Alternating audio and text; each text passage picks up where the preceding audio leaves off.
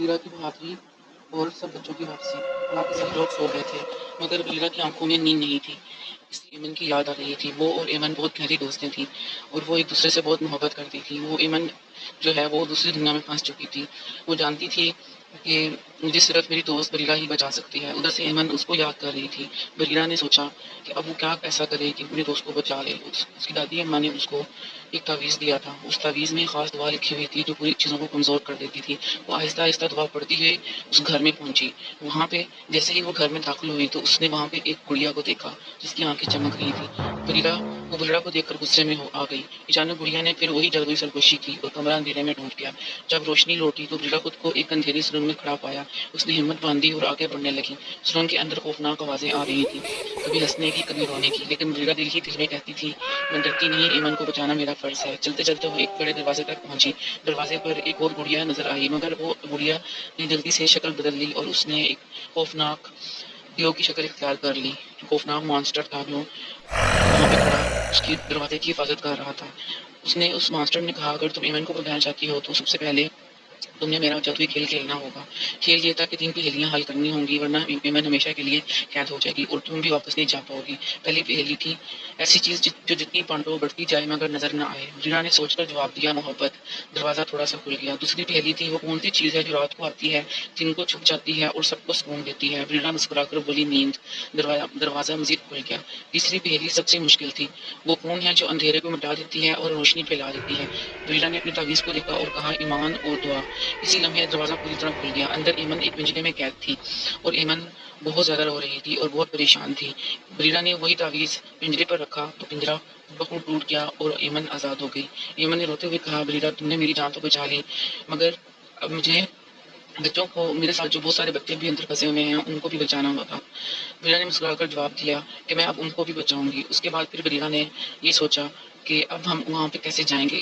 ابھی وہ یہ سوچ ہی رہی تھی کہ ایک اور گڑیا ان کے سامنے آئی اور وہ گڑیا ان سب گڑیوں کی جو وجہ تھی وہ سب سے بڑی وہ گڑیا تھی۔ اس گڑیا کو ایک جادوگر نے ایک خوبصورت پری سے گڑیا بنایا تھا اور اسے کہا تھا کہ تم چھوٹے بچوں کو لے کر آؤ، ان کی روحوں کو میں قید کرنا چاہتا ہوں اور تم بچے لاتی رہو گی تو تم بچی رہو گی ورنہ میں تمہیں مار دوں گا۔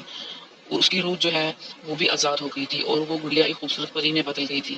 پری نے رو رو کر جب اپنی کہانی سنائی اور کہا کہ میں کس طرح یہاں پہ قید ہوئی تو بریرہ اور ایمن دونوں نے کہا کہ بہت زیادہ خوش ہوئی اور کہا کہ تم ہماری آج سے دوست ہو۔ وہ پری کہتی کہ میں آپ لوگوں کی دوست ہوں اور میں ہمیشہ آپ لوگوں کے ساتھ رہوں گی اور آپ کی مدد کروں گی۔ پری نے کہا تم نہ صرف میری دوست ہو بلکہ میں تمہارے ساتھ دوسرے بچوں کو بھی بچاؤں گی۔ اس طرح پری جو ہے ان کے ساتھ چل پڑی۔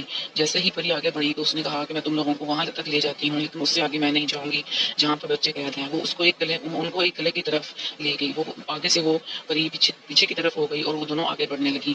قلعہ بہت ہی خوفناک تھا، بہت پراسرار تھا، بہت پرانا تھا۔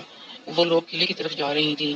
ایمن نے اچانک روحانسی آواز میں کہا بریرہ یہاں صرف بچے قید ہیں، اس کے ساتھ ساتھ بچے پریشان بھی ہوں گے تو ہم اس کو کیسے نکالیں گے۔ بریرہ نے مضبوطی سے کہا کہ ہم ان کی ضرور مدد کریں گے۔ پری نے دونوں کو ایک جادوئی قلعے تک پہنچا دیا۔ بریرہ اور ایمان نے مل کر دعا پڑھی، تعویذ سے روشنی کی کرن نکلی جو پورے قلعے میں پھیل گئی۔ جادو کے سارے پنجرے ٹوٹ گئے اور بچے آزاد ہو گئے۔ سب بچے خوشی سے بھاگ کر دونوں کے گلے لگ گئے۔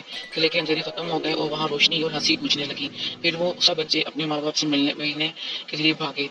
ان کے جو ماں باپ تھے وہ گاؤں کے اندر ہی رہتے تھے۔ وہ کسی کو بتاتے نہیں تھے کہ ہمارے بچے گم ہو گئے ہیں لیکن وہ پریشان تھے تو وہ بہت زیادہ خوش تھے اپنے بچوں کو دیکھ کر۔ پری نے سب بچوں کو واپس گاؤں کا راستہ دکھایا۔ پھر پری نے ان کو گھر تک پہنچایا اور ان کے والدین تک بھی پہنچایا۔ پری پھر خوبصورت لڑکی کی شکل میں ان کے ساتھ رہنے لگی۔ ایمن نے سب کے سامنے کہا ہم نے اس سے کیا سبق سیکھا ہے۔ ہم نے اس سے یہ سبق سیکھا ہے کہ وہ کسی کی کوئی چیز بھی جہاں پڑی ہو کبھی بھی اٹھا کر گھر مت لے کر آئیں کیونکہ اس میں کوئی بھی پوشیدہ اور خوفناک طاقت ہو سکتی ہے۔ مگر اس سے یہ فائدہ ہوا کہ میں نے بہت سارے بچوں کو آزادی دلوا دی، بریرہ نے کہا۔